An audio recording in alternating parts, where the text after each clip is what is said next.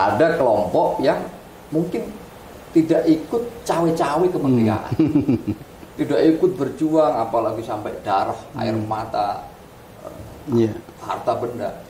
Tapi ketika Republik ini merdeka, Republik sudah mencapai, ya dalam tanda kutip, bisa dinikmati buahnya, dia seolah lupa bahwa negeri ini harus begini, harus begitu. Ini nggak ikut nanam. Iya, nggak ikut ya. Nah, biasanya yang keras begini nih nggak ikut nanam. Gitu ya. Tapi kalau mereka yang ikut nanam, bagaimana capeknya, bagaimana luar biasanya mendirikan Republik ini, betul, pasti tidak akan mudah untuk gamang ya, terombang-ambing bahwa negeri ini lahir dari perannya para ulama. Dan itu benar-benar pengorbanannya itu lahir batin, nyawa, ya, Masya Allah, masa depan.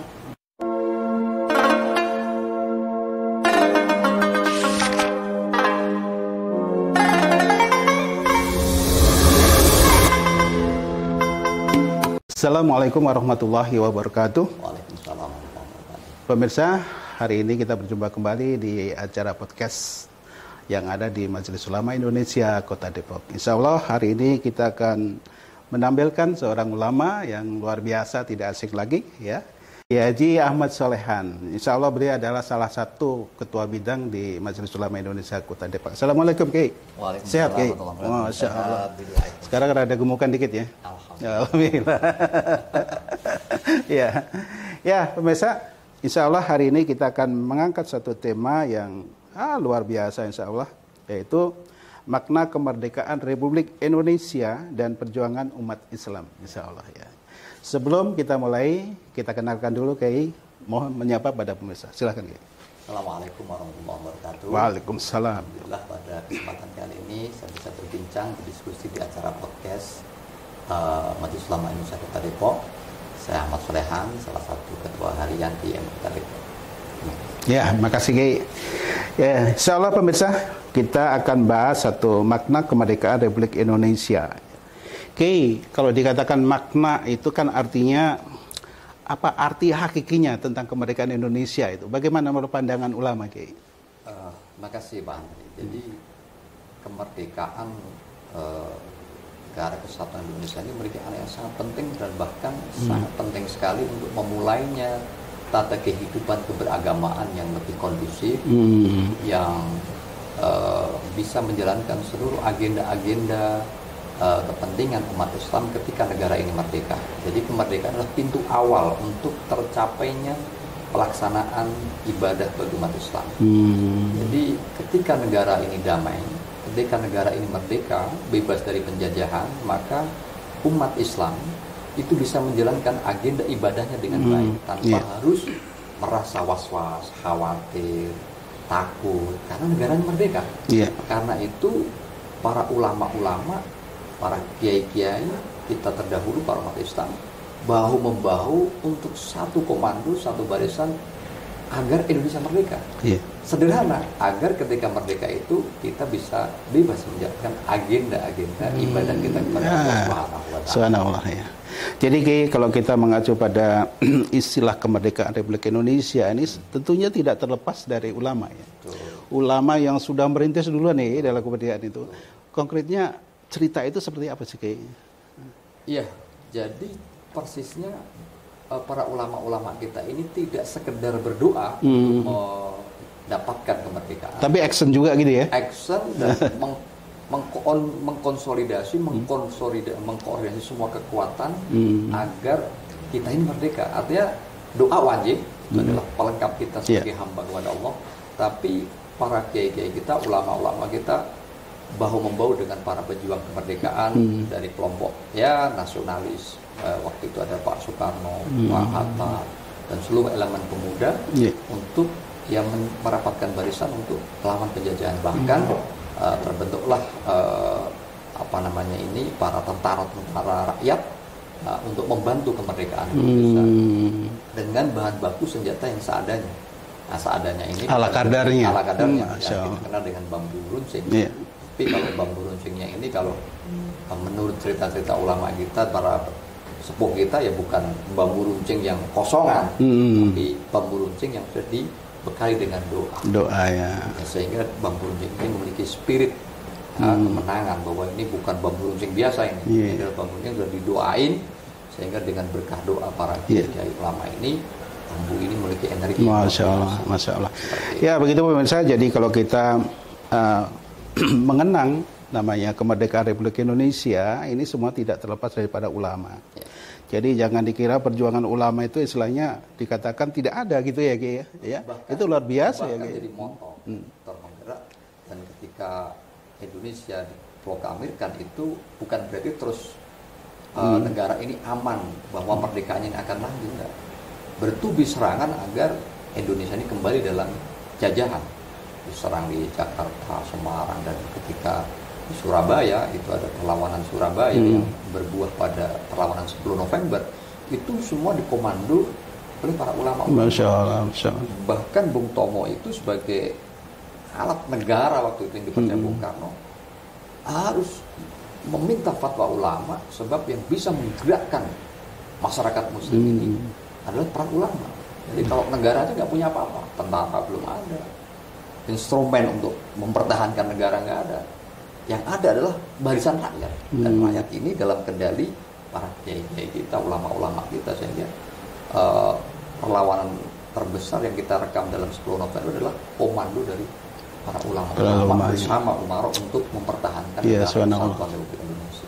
Padahal kalau pakai logika pakai logika ya, negara kita sebelum merdeka kita nggak punya apa-apa, senjata nggak punya ya, alat tempur juga ala kadarnya, itu sebenarnya tidak masuk akal ya. Bagaimana? Karena ulama punya keyakinan gitu ya. Bisa dijelaskan kayak gitu? Memang kalau dari segi dohir, dengan peralatan tempur yang luar biasa dari sekutu dan seterusnya itu, dan kekuatan kita yang ala kadarnya kayak tidak masuk akal. Tapi lagi-lagi kita sebagai umat Islam percaya bahwa semua itu qadarullah, semua itu atas kehendak Allah. Dan banyak para ulama-ulama kita menceritakan bagaimana para polisi, tentara, dan para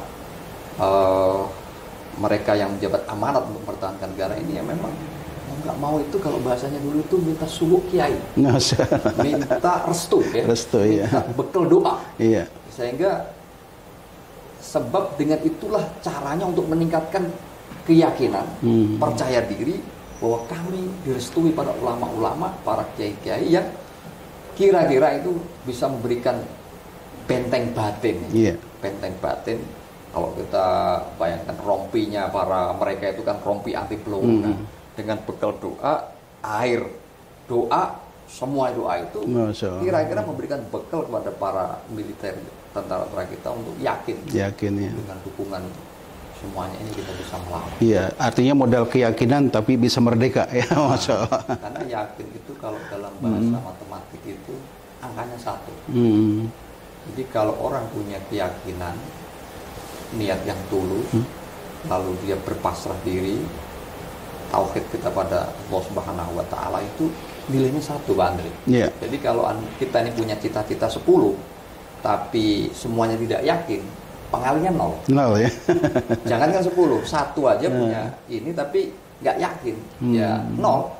Tapi kita punya cita-cita 10, yakin semua ini ada prosesnya, dan kita tahu akan kekuatan yang maha kuasa, maka 10 itu dikali 1.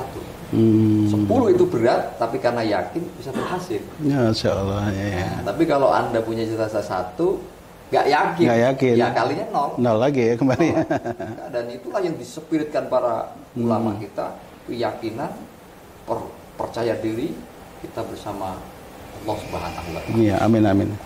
Ya, baik pemirsa, kita sedikit mengenang tentang kemerdekaan Republik Indonesia tidak terlepas dari perannya ulama. Ya Ki, kalau kita menyikapi kemerdekaan Republik Indonesia ini, peran ulama karena sangat luar biasa. Ini kan tidak berhenti pada saat perjuangan itu aja, tapi sampai sekarang ya. Sampai sekarang. Bisa diceritakan karena antum adalah seorang ulama dari Majelis Ulama Indonesia Kota Depok. Betul. Jadi cintanya para ulama kepada negara kesatuan Republik Indonesia ini tidak berhenti, dan itu yang menjadi cita-cita kita bersama, bahwa setelah merdeka itu negeri ini aman, kita bisa bebas beribadah sesuai dengan keyakinan kita masing-masing, tidak ada rasa ancaman, sehingga kita bersama-sama ingin menciptakan, kalau bahasa para ulama itu negeri yang baldatun thayyibatun wa rabbun ghafur, negeri yang berkah, negeri yang thayyib, negeri yang penuh dengan kebaikan, yang Allah meridhoi, Allah memberikan ampunan kepada negeri itu. Dan itu yang ingin dicapai oleh para ulama, tidak ingin kembali mengganti-ganti kemerdekaan kita ini dengan berbagai macam kepentingan atau agenda. Pokoknya sudah, kita ini sudah berdarah-darah melahirkan republik, mari kita jaga, kita nggak usah utak-atik, ya kan? Tapi bagaimana negeri yang kita cintai ini menuju negeri yang nggak berhenti, nggak lelah. Dan bahkan boleh dikatakan para kiai itu tidak menunjukkan bahwa mereka itu betul-betul berjuang itu. Jadi kan gini fasenya itu, ada kelompok yang mungkin tidak ikut cawe-cawe kemerdekaan. Tidak ikut berjuang, apalagi sampai darah, air mata, harta benda. Tapi ketika republik ini merdeka, republik sudah mencapai, ya dalam tanda kutip, bisa dinikmati buahnya, dia seolah lupa bahwa negeri ini harus begini, harus begitu. Ini nggak ikut nanam. Iya, nggak ikut ya. Nah biasanya yang keras begini nih nggak ikut nanam. Begitu ya. Tapi kalau mereka yang ikut nanam, bagaimana capeknya, bagaimana luar biasanya mendirikan republik ini, betul, pasti tidak akan mudah untuk gamang ya, terombang-ambing bahwa negeri ini lahir dari perannya para ulama. Dan itu benar-benar pengorbanannya itu lahir batin, nyawa, ya, Masya Allah, masa depan. Jadi dengan melihat sejarah begitu, orang nggak akan sesimpel dan sederhana kita harus begini begitu. Yang ada adalah kasih sayang negeri ini untuk kita terus perbaiki. Iya. Kan, nah tadi kalau kita belah gitu Pak Andre, ada yang ikut mendirikan, benar-benar tahu, ada yang tidak ikut, lalu merasa paling berhak untuk mendapatkan kue kemerdekaan. Nah kan, ini negeri nggak bagus, ini negeri begini. Ya kalau nggak bagus, mari kita perbaiki. Bukan kita rusak rumahnya. Merusakin ya.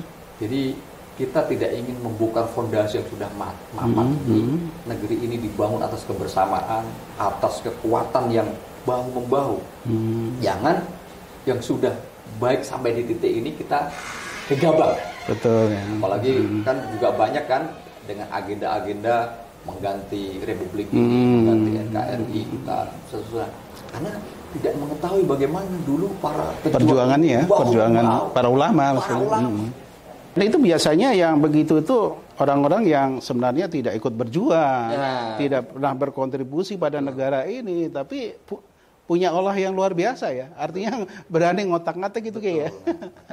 Sekarang ini saya kira juga negara bersama para ulama, umarok dan ulama harus bersatu padu untuk membawa masyarakat ini untuk tetap dalam kapal besar Indonesia.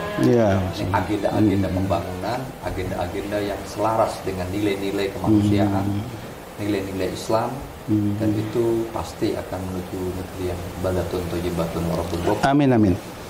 Insyaallah.